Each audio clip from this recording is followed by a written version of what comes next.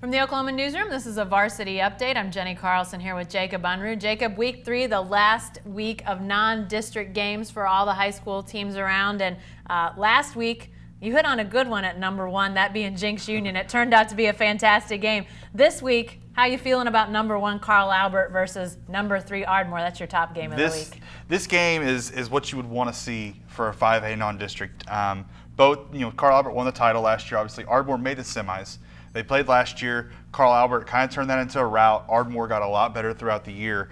And now they move up number 3 with Lawton MacArthur losing this week. And it's just another possible playoff matchup that you could see in the playoffs, championship game, depending on how things shake out. But you've got to like the idea that a powerhouse is going down to Ardmore to play another powerhouse. Definitely. What about some of these other games? You've got Bixby, Putnam City, a couple of 6A2 teams at your number 2 game. Your number 3 game, some 3A powers in John Marshall and Sulphur. Even down into your 4th game is a 2A, 4A with Millwood and Cassia Hall, Davis and Heritage Hall at 5.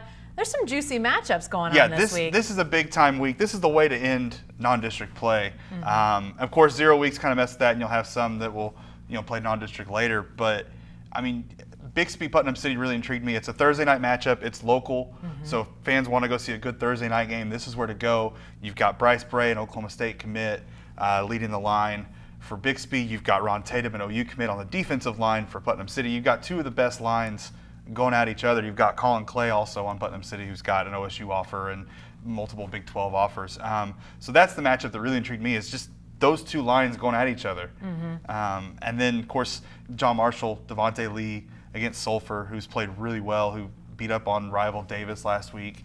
They got Jacob Farrell, an OSU commit, on the offensive line, who also plays some defensive line. He's a monster. So it'll be interesting to see if he goes after Devontae, if they get to play defense. Going head to head. Yeah, exactly. John Marshall rebounded last week against Okmulgee after lost to Heritage Hall. Heritage Hall Davis, another classic matchup that's been going on for a few years now. And then another one that's not even, of course, you mentioned Cassia Hall, Millwood. Millwood looked incredible Saturday in the Soul Bowl. And I'm picking them to win this game. I'll go ahead and say that, because they're just that talented, that dominant, even with Demarion Houston on the sideline right now with a minor injury. A 60-point win in the Soul Bowl. That's never happened before. Yeah. Never. Down the list of your games, one that intrigues me is that Del City, Midwest City matchup. Oh, the Mid-Del clash, right? Yes. Yeah, that's a fun one. Midwest City was off last week, so they get 2 weeks prepared for this, which might help them a little bit. But they've improved offensively. They've still got Jalen Redmond on defense, who's a monster. Del City's going to have to account for him, but they've got some athletes too, and they looked really good last week at Lawton Ike. All right, lots of great games to finish out non-district play. Get out there and see some games this week.